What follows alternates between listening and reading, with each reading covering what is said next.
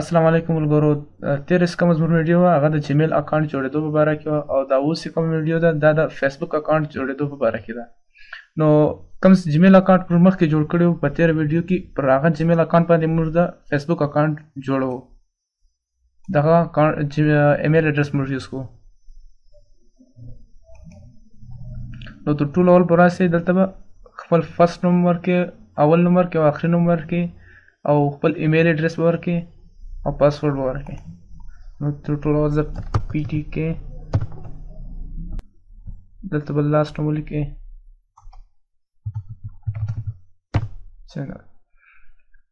نوم چې لازمي نه دی څنګه تا جیمیل کې نوم ورکړی هغه نوم به تلې ورکړئ. نوم چینج هم راتلی شي، مطلب بل نوم هم ورکولی شئ، خو زه هغه نوم ورکوم.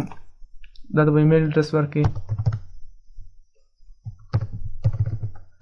channel007@gmail.com.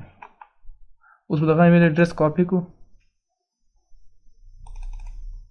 سلیکټ کاپي، دلته به هغه ایمیل اډرس بیرته پیسټ کړو، دوباره به یې ولیکو. اوس له دې نه بعد پاسورډ،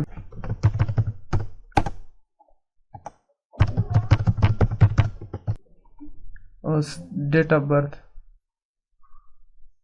برث، تاریخ پیدایش کوم چې ما جیمیل اکاونټ لپاره یوز کړی هغه به یوز کړو.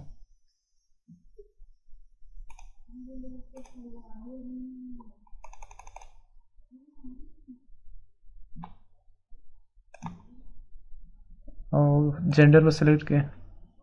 دې نه بعد دا کوم ځای چې موږ ایمیل اډرس ورکړی، ایمیل اډرس پر ځای باندې موږ موبایل نمبر هم ورکولی شو. خو موبایل نمبر دا مسله ده، که چیرې موږ موبایل نمبر ورکړو پر هغه موبایل نمبر موږ صرف یوه آی ډي جوړولی شو، که چیرې بل آی ډي جوړو هغه نه جوړېږي. نو د ایمیل اډرس دا فایده ده. اوس له دې نه بعد ساین اپ،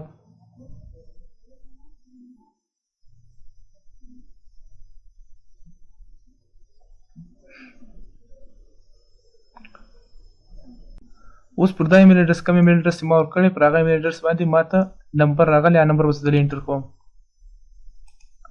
نو د دې دپاره به زه جیمیل اکاونټ له ورځم، جیمیل ته لاګین کړو، دا ته به ایمیل راغلی،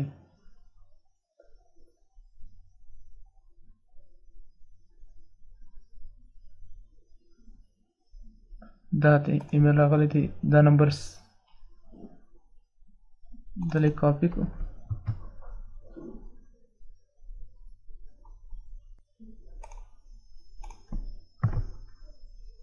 کنټینیو.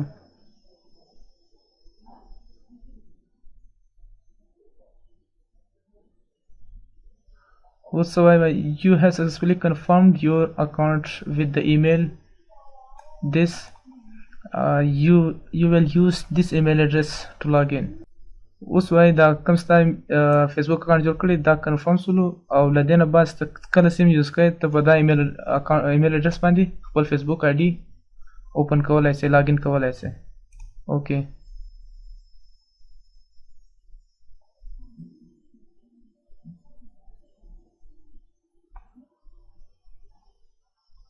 دا اوس فیسبوک آی ډي تیاره شوله. بس اوس صرف پکچر ورکړه او کوم ستا فرینډ ریکویسټ چاله لیټري هغه دلته سرچ کړه، د چا نوم ته سرچ کوئ سرچ کولی شئ، او هغه به تا ته راسي او هغه به فرینډ کړئ.